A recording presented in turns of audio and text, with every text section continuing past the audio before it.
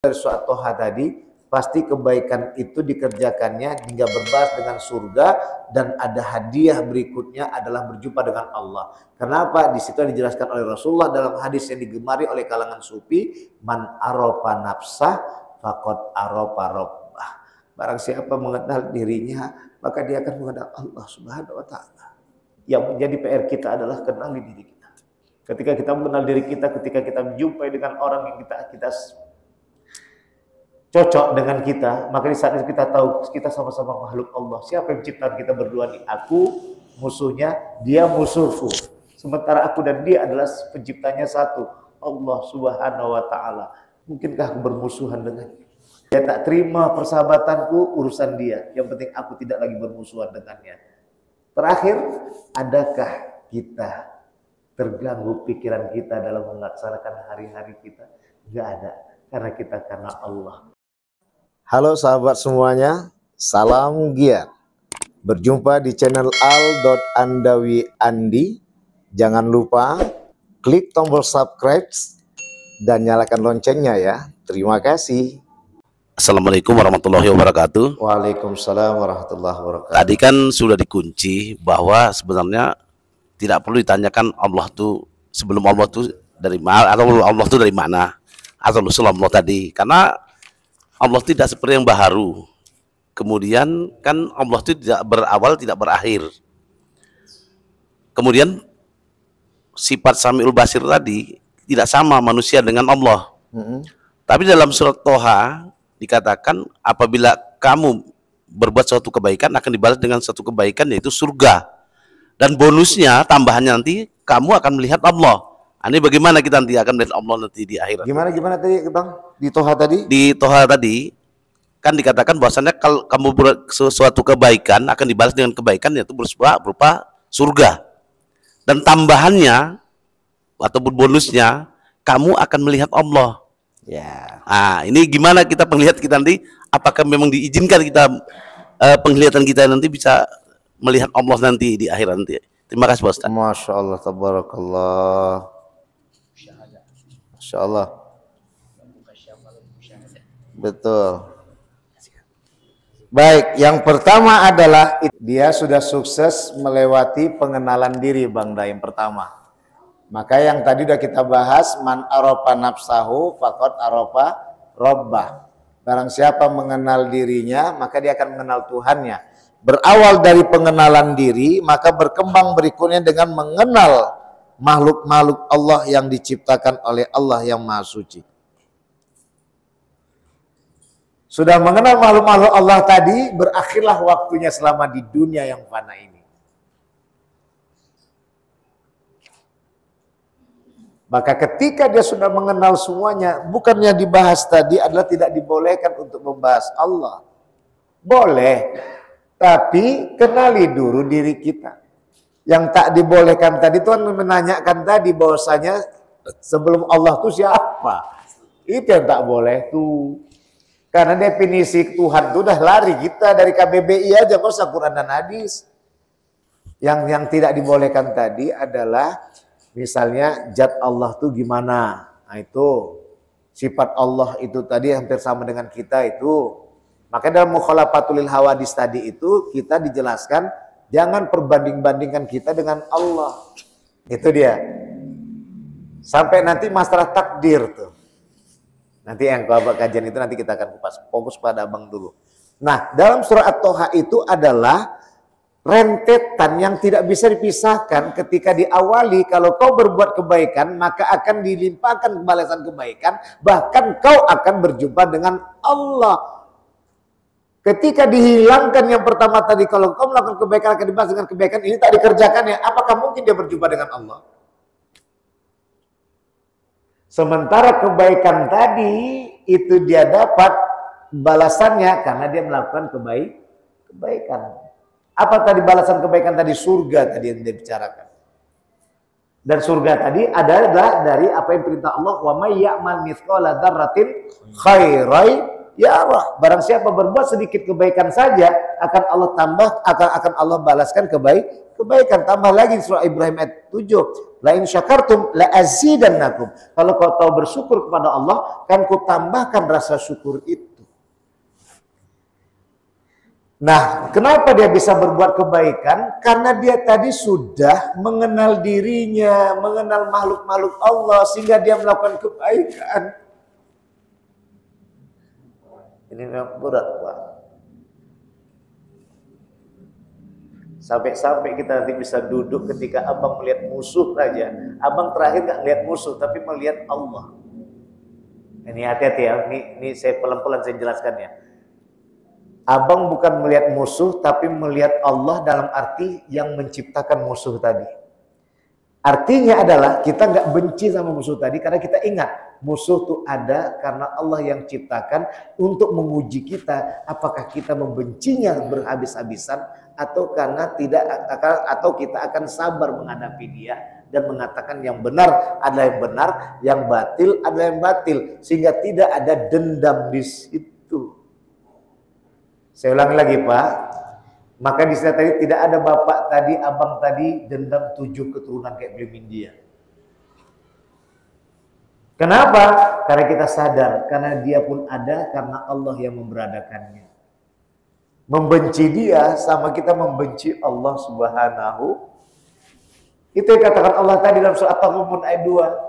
Walladzi khalaqakum faminkum kafir wa minkum mu'min wallahu bima ta'maluna basir. Allah menciptakan kamu sekalian, ada yang kafir, ada yang mukmin. Nanti lain waktu kita akan bahas dalam masalah kudrah dan iradah. Ingatkan nanti Ustaz bulan depan. Gitu ya Bang Haji. Jadi alhamdulillah terima kasih banyak, ini melengkapi ya. Jadi intinya adalah maksud dari surat Toha tadi, pasti kebaikan itu dikerjakannya hingga berbalas dengan surga, dan ada hadiah berikutnya adalah berjumpa dengan Allah. Kenapa? Di situ dijelaskan oleh Rasulullah dalam hadis yang digemari oleh kalangan sufi, man arofa nafsah faqad arofa rabbah. Barang siapa mengenal dirinya, maka dia akan mengenal Allah Subhanahu wa taala. Yang menjadi PR kita adalah kenali diri kita. Ketika kita mengenal diri kita, ketika kita menjumpai dengan orang yang kita cocok dengan kita, maka di saat itu kita tahu kita sama-sama makhluk Allah. Siapa yang menciptakan kita berdua nih? Aku musuhnya, dia musuhku. Sementara aku dan dia adalah penciptanya satu, Allah Subhanahu wa taala. Mungkinkah aku bermusuhan dengannya? Dia tak terima persahabatanku, urusan dia. Yang penting aku tidak lagi bermusuhan dengannya. Terakhir, adakah kita terganggu pikiran kita dalam melaksanakan hari-hari kita? Enggak ada. Karena Allah. Ujung-ujungnya musuh tuh urusan dia sama Allah lah. Kita nggak ada lagi bermusuhan, dia sendiri musuhan sama kita. Kenapa? Kita sudah menyadari, kita kenal dirinya. Karena dia juga adalah ciptaan Allah. Udah selesai dari situ aja. Akhirnya kita udah tahu apa penyebab kita bermusuhan. Oh, jabatan itu rupanya. Udah serahkan aja sama dia. Roda kan tetap berputar. Tak selamanya jari itu di bawah. Saat ini berhenti di bawah saya, Pak. Suatu saat nanti saya di atas pas suatu parkir ke depan. Kawan tadi di bawah. Yang penting kita tenang kita. Gitu ya, Pak?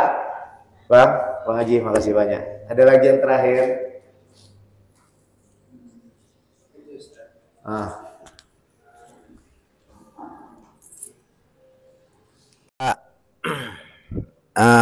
Assalamualaikum warahmatullahi wabarakatuh. Waalaikumsalam warahmatullahi wabarakatuh. Dalam kita sebagai muslim dalam beramal, Ustadz, apabila kita masih menjalankan syariat, kan gitu, melaksanakan perintah Allah, apa yang dikerjakan syariat, ya kan?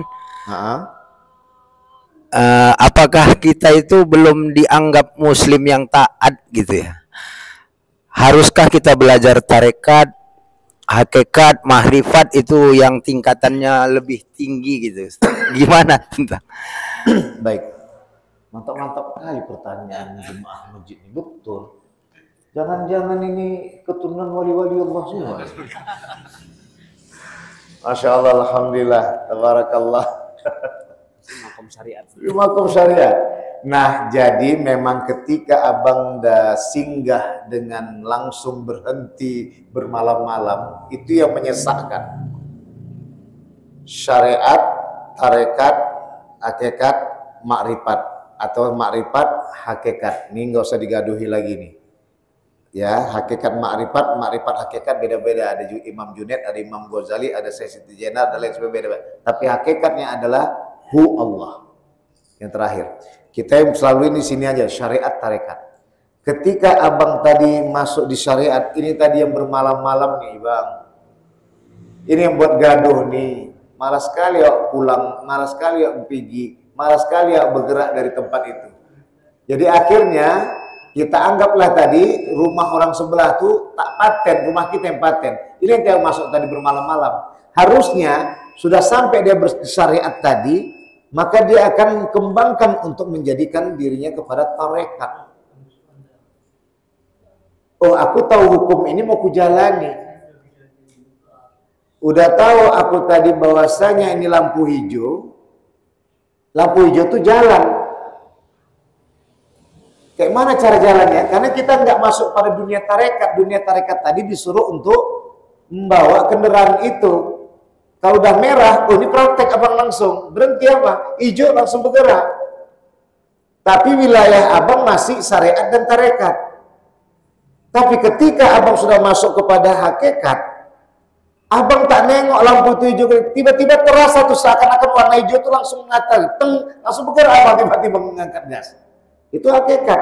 Maka waktu makrifat, abang tak terpikir itu lagi, dia main sendiri. Nah, jadi artinya bangda, ketika ini kita jadikan adalah satu bagian rumah dinun, di dalam dinul Islam itu tidak lepas dari syariat, tarekat, hakikat, makrifat. Ini disebut dengan udkhulu fisilmi kafah. Masuklah ke dalam Islam secara menyeluruh. Jadi tidak perlu kita fokus langsung menetap terus di situ. Bertarekat tadi tarekat itu terus, nggak boleh di situ. Hakikat tadi hakikat terus, tapi dia harus digabungkan semuanya. Syariat, tarekat, hakikat, marifat. Nah, nanti di sini dia akan dilihat siapa yang nilai 6, siapa nilai 7, siapa nilai 8 dan 9. Nah, akhirnya masalah nilai nggak usah dibahas lagi. Jalani aja. Makanya kemarin alhamdulillah Ustadz Salafi yang habis-habisan membid'ahkan ini, membid'ahkan itu, 40 hari sebelum beliau meninggal, apa katanya? Jangan lagi bid'ahkan ini, bid'ahkan itu, berdosa itu. Bingung orang nanti mau melaksanakan. Padahal selama ini dia mengatakan, rupanya itulah tanda-tanda dia mau. Mudah-mudahan dia dapat tempat di surga Allah. Amin ya Rabbal. Ya. Tapi ketika saya melihat dia di 40 hari terakhir itu dia bahas itu ya Haji. Apa katanya tadi? Jangan lagi biasakan membid'ahkan sana membid'ahkan sini. Orang bingung berbuat ibadah jadi gara-gara kita. Saya pesankan itu, jangan lagi membidah-bidahkan. Biarkan mereka berjalan. Hanya Allah yang tahu kita ini siapa yang diterima amal ibadahnya. Makanya kata kuncinya Bangda adalah ikhlas. Tapi ikhlaskanlah ini bersyariat, ikhlaskanlah bertarekat, ikhlaskanlah berhakikat, ikhlaskanlah bermakrifat. Maka yang hadir adalah akhlakul karimah, adab mulia. Dah selesai, udah hajar masalahnya. Ya, cukup sekian, mudah-mudahan diberkati Allah. Doa kita adalah subhanakallahumma bihamdika asyhadu an la ilaha illa anta astaghfiruka wa atubu ilaik. Allahumma fi ila qawmi tariq. Wassalamualaikum warahmatullahi wabarakatuh.